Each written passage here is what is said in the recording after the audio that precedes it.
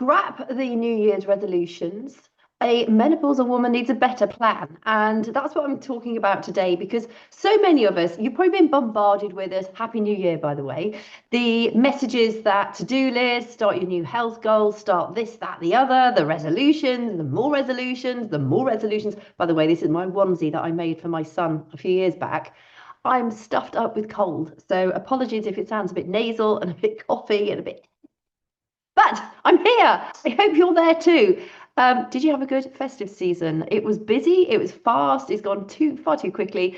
The new year has kicked off very politically, and I certainly hope that the rollout of 2026 is a happier, healthier, more balanced, harmonious year. We'll see. So if you're feeling a bit tired, like I think the vast majority of us, this cold lurgy has been doing the rounds, the terrible flu bug has been doing the rounds. You might have managed to get through it all pretty much illness free, but you're still actually thinking, God, I just do not have the wherewithal. I don't have the energy. I don't have the enthusiasm or the motivation or any of those good things to get started and get back at it and sort of embrace the start of the new year and beyond. The reason that so many resolutions don't particularly work very well, particularly for a menopausal woman, is we experience rhythms of life. It's that daily ebb and flow. I firmly believe in smart goals for business, but at this stage of life, there are so many changing dynamics. You have fluctuating hormones. You might be having caring roles. You may be getting used to being an empty nester. Your relationship dynamics might be changing. Your body's changing. Your identity of yourself is changing.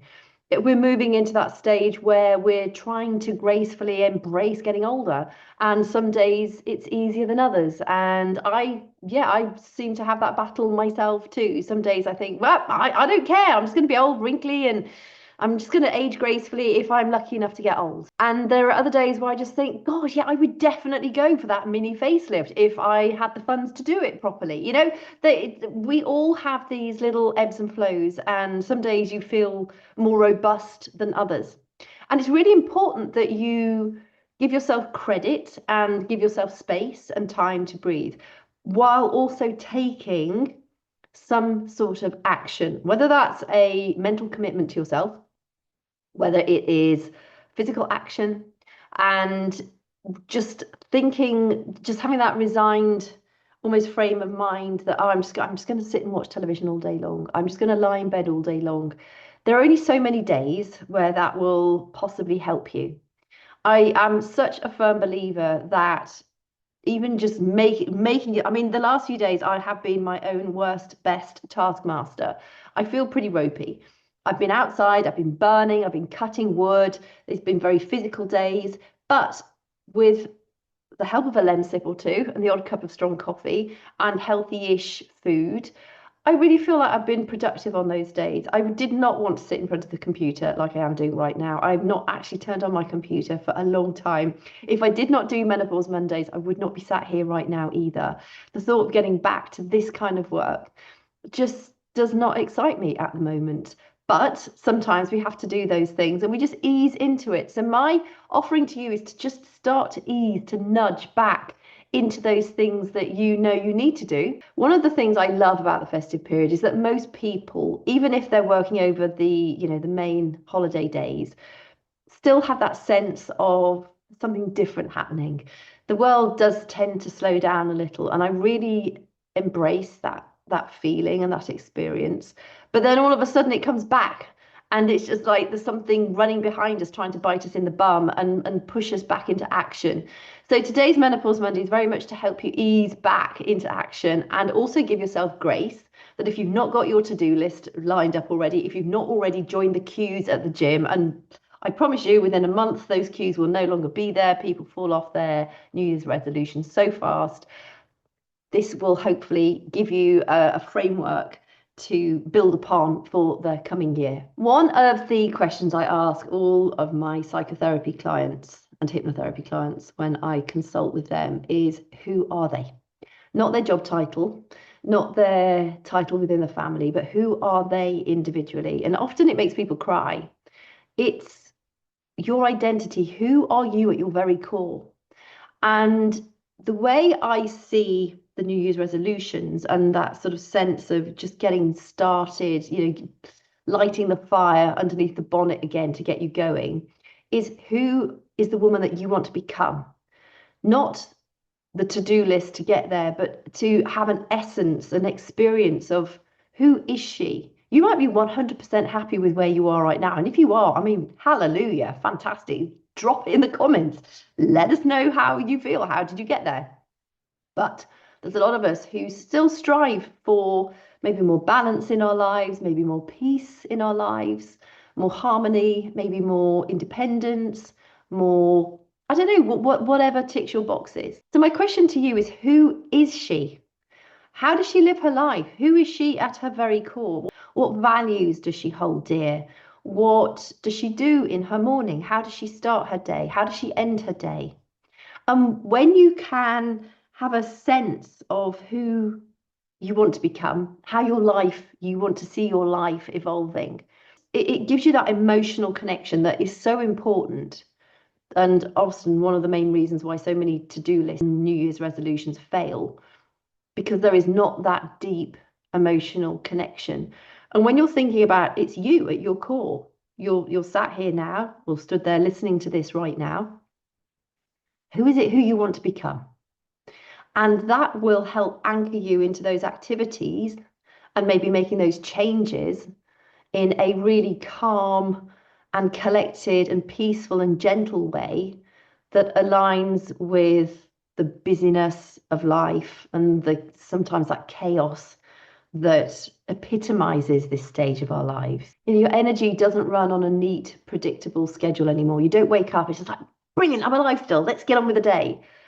Some days it's just like, oh God, is it really time to get up? Your motivation comes in waves. Some days you're clear and capable. Other days you just want to hide in a hole and say nothing to nobody. Some days you just feel foggy, flat, and emotionally drained. But most goal setting systems assume that you're starting with a full tank and a clear mind every single day. And that's just not reality. Just close your eyes for a moment and imagine her. How does she feel in her body most days? How does she speak to herself? How does she move around? Is she frantic or is she calm and collected? What does her energy feel like? Is it grounded, steady, sure of herself? How does she treat her health? How does she respond to stress? How anchored does she feel in her own life? When you focus on becoming her, something shifts internally. That deep emotional connection creates almost like that invisible but glittery thread to where you are now, to where you want to go. And gradually you begin to evolve, not down to a to-do list or some New Year's resolutions that you wrote in your journal, but that sense of becoming her, that gradual evolution that fits into the cracks and the nooks and the crannies of your weaknesses and also your strengths. But take action, because action does create momentum. And it's important to note those days when you do feel really flat. But often action of some sorts will help to give a little bit inflation to that flatness. When, like I say, the last few days, I do feel ropey. As I'm doing this, I'm going sweaty and then I'm not sweaty. I've got a lemon sip on my desk. My nose, I'm going to have to go and blow again in a minute. And it's very easy to just think, oh, I just some Christmas movies or some Netflix episodes. I'll just go and lie in bed and watch them.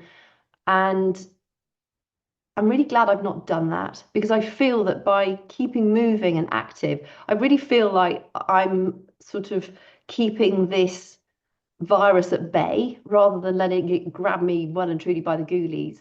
And also by being outside, obviously I'm getting access to the sunlight or the ultraviolet light, vitamin D3, and lots of fresh air. And while it's been absolutely freezing, our ground is so solid you can't even dig into it. I tried the other day and it's just like concrete. But there are so many other things that you can do. And often, for me, one of my main goals when we bought this place, it is an old historic garden and house. And the garden itself looks like nobody's really taken any great care of it for a long, long time, probably a good 50 plus years. And I love gardening. I love plants. I love trees. And I like a garden to look well tended. Doesn't have to be super tidy. Mine's got bits of wild stuff. It's also got more formal sections in it. But it's felt like an ongoing battle ever since I moved in, just to find some time to get out there and attack it as well as maintain it. And the last few days, I've really feel like I've broken the back of it, and I'm getting to the stage now where it looks like somebody actually loves it. And managed to have a massive bonfire, which has gone for 3 days. And I keep at night time, I go and rake it over again to keep it going. And first thing in the morning, and I've managed to get rid of loads and loads of overgrown stuff that I've had piled into these massive heaps, waiting ideally for a dry day to get rid of it all. And it would have been when I first went out a few days ago, I was asking myself, how do I even start this job? It's huge. And I still have a massive job ahead of myself. I had this huge rose bush that had, I don't know, trailers of about 40 to 50 feet. It wrapped itself around other trees. I had to get the ladder up to get the parts of these vines out of the trees. It was awful because of, I mean, the show's so sharp and I was literally getting tangled up in this flipping thing. But I just started to lop out one branch and then wound that up, took it into a pile, and then another branch and wound that up, took it into the pile. It took hours. It took me about 2 days to actually work my way through this very old rose bush that was just so tangled up. And hopefully it will come back and with new growth. And if it doesn't, well, at least I've given it a good shot. But my point about that is it was massive. I had nowhere to start. It was a really difficult job. And just by starting somewhere and taking a little bit of action and not giving up, that job was done. And then another massive job I had to do was I've got huge laurels and prune some of those back without going in, I mean, without boring you incessantly about my flipping garden. But the whole point of explaining that is it was a massive job and I did not know where to start. So I just started. And over the course of 3, 4, 5 days, it's got into some semblance of normality. When I wrote my book, The Daily Renewal, have I got it? Oh, here it is. I had nowhere, I didn't know where to start. It's got 366 pages of reflections and journal space, and it's at the end of each month. It has reflections, more of a reflection space. The iterations of this were numerous, but if I hadn't started, I would never have written a book. And now I have, and it's one of my pride and joys. Sometimes you just have to start somewhere and build upon it and just know that it might not be linear. There might be a few back and forth. There might be things you think, well, I got that wrong. So we'll start again. But with time and consistent action and effort, you do get through these things. So it's not about thinking, well, I need the entire blueprint in order to do something correctly. It's just start and take messy action, but consistent action, and not worry about how perfect it is, because it will evolve, things change. And like writing the book, my first iteration of it was naff, in all honesty. When I look back on the first couple of months, it's just like, I know this is not where I wanted it to go. And my final book version of it has elements of my initial concept, but it evolved so much in the writing of it. And it's like any project. Some projects you'll get done and they'll be out of the way like that.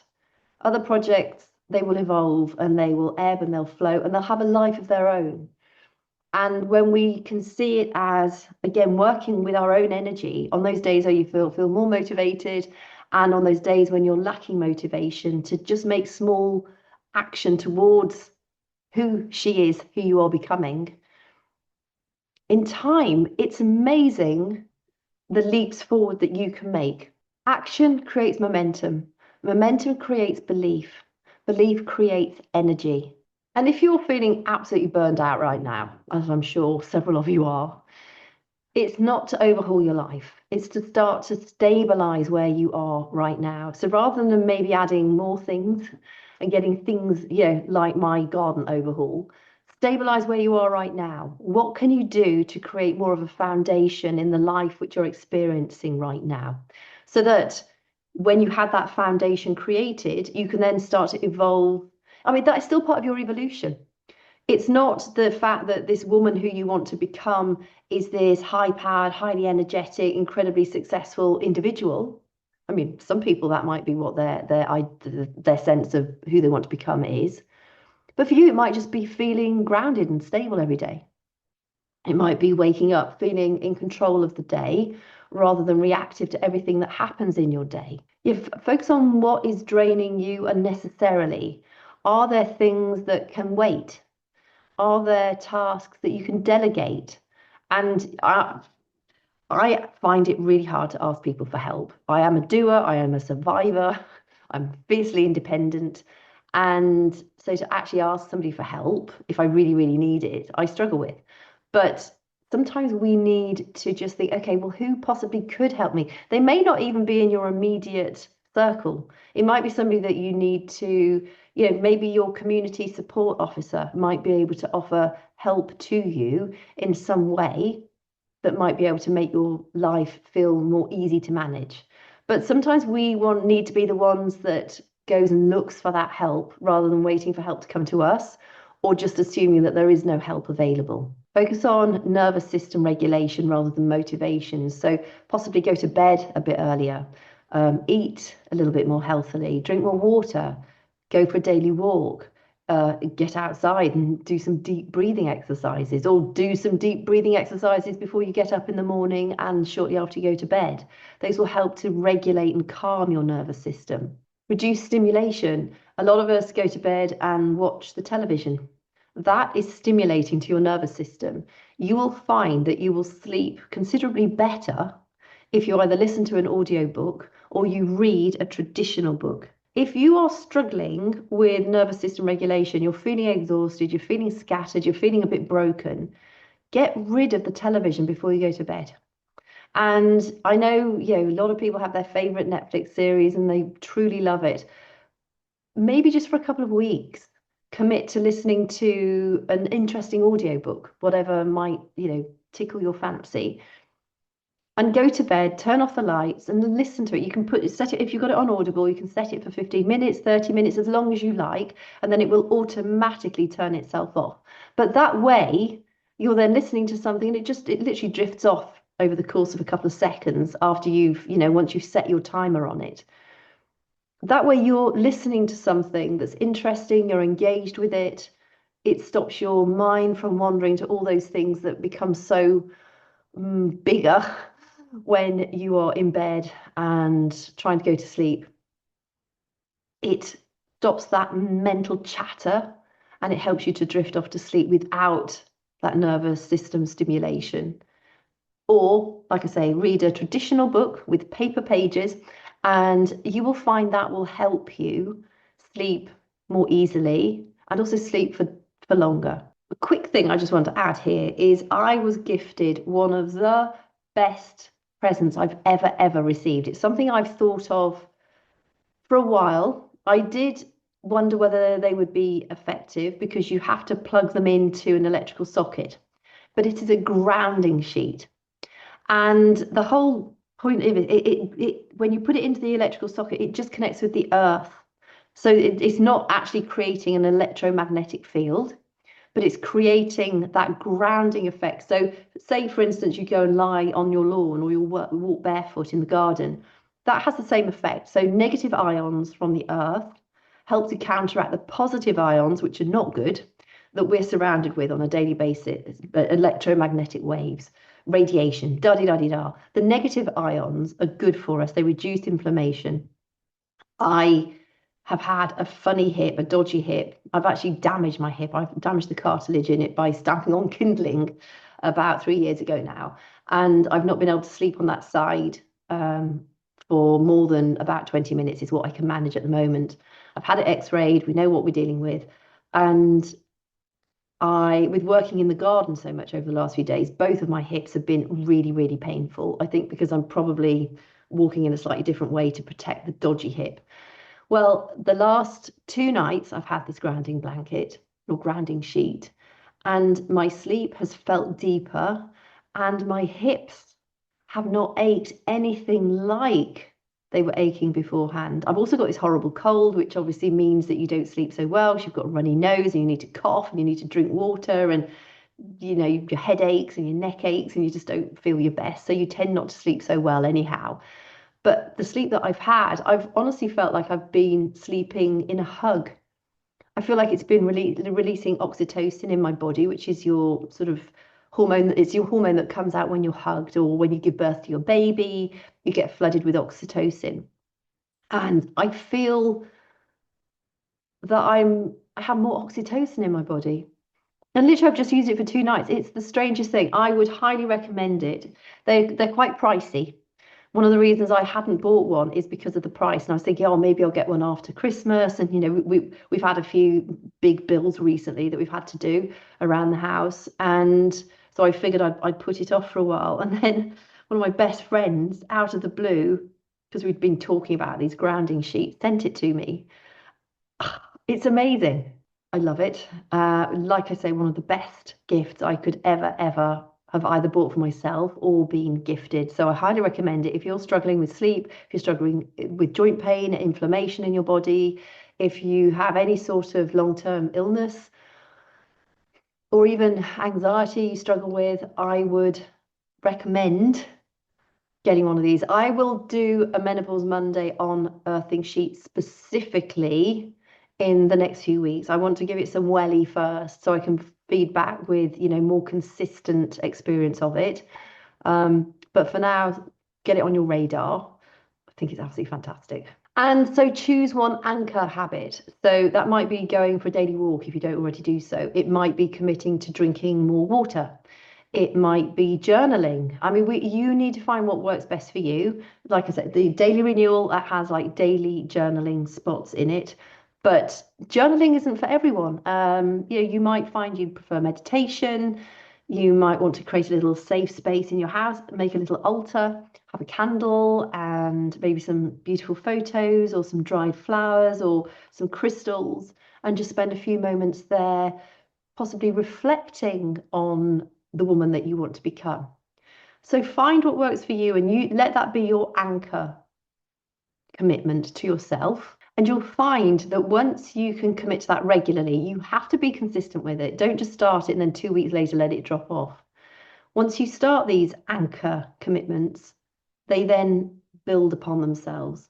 Menopause often strips away the roles that we've clung to, the roles that have defined us: parent, obviously child of somebody, people pleaser possibly, whatever the role may have been in your work life, often the one who holds it all together. And sometimes we need to think, okay, where are we now? What is our life like? How do we want to change? What can we see ourselves evolving into? Who do we want to evolve into? Because it's very easy to get swept away with the minutiae of daily shit. Excuse my language. So bringing awareness into your daily life right now, finding those things that you enjoy doing, finding those things that you don't enjoy doing, and then working out which are the things that you still need to do, whether you like them or not, and what are the things that you can drop or change or delegate to somebody else. You still have agency in your life. You still get to choose a lot of how your life evolves from here onwards. So just leaving you with this: your life will not change by January declarations. It will change in the small daily habits that you create to become that individual that you have on your horizon. And today, just take one small step to meet her. If you're new to the channel and you found this helpful, please give it a like and consider subscribing so you don't miss future episodes. I share a video every Monday at 10 a.m. UK time around something related to menopause. If there's a topic that you'd like me to cover in a future episode, please drop it in the comments below and I will make sure to add that to my rotation. But happy new year. Look after yourself. Focus on who you want to become, how you want to see your life evolving. And I personally am a great believer in vision boards. I did a vision board workshop last year. I'm not hosting one as of the moment. I might do one in February once I've got my feet under the table of everything else I need to get done this year. Like you, possibly, I have lots of things that need to be achieved and done. and I'm trying to look at them kindly and evolve into it. So I'm on the same journey, but I know this works because this has helped me get through various other difficulties in life throughout the course of my life.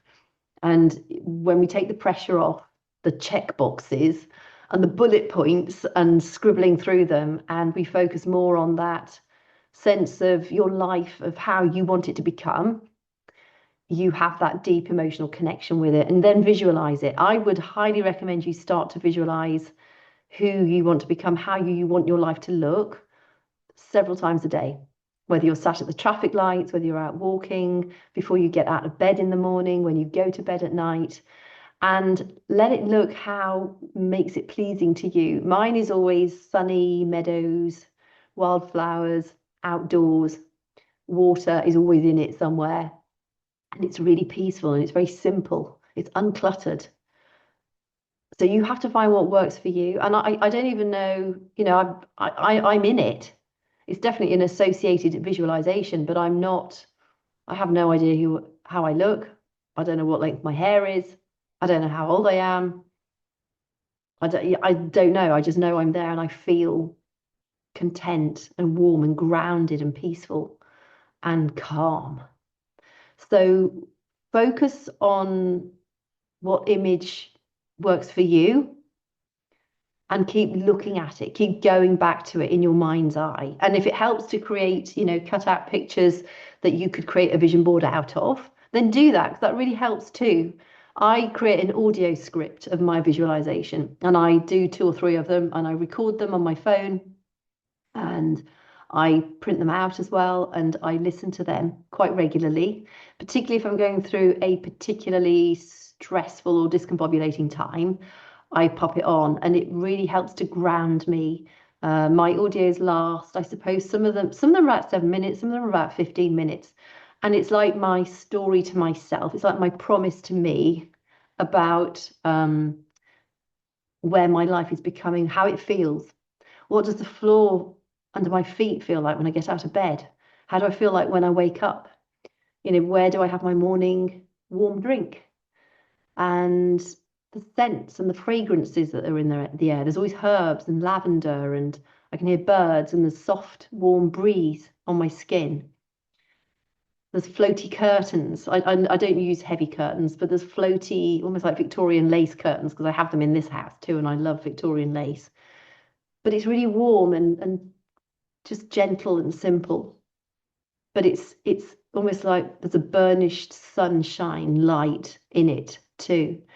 So really focus on how it looks to you, how it feels to you, the possible fragrances that are in that visualization. I might actually do a Menopause Monday and dive into my methodology around that, if that's something that you might find interesting. In fact, if you want me to, please just drop it in the comments, because then at least I know, if there's even one person that wants me to, it will possibly, if it can help you, it helps me massively. I find it a real anchor, and it's something that I go back to continuously. And it's a really joyous, it might take you an hour, but it's a really joyous way to spend some time focused on how you think you want your life to evolve.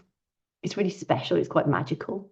So I might actually do I'll do an upcoming episode definitely on my experience of the earthing sheet, and possibly I will maybe host another visualization workshop, but if not, I will dive into how to do a visualization as part of my Menopause Monday videos.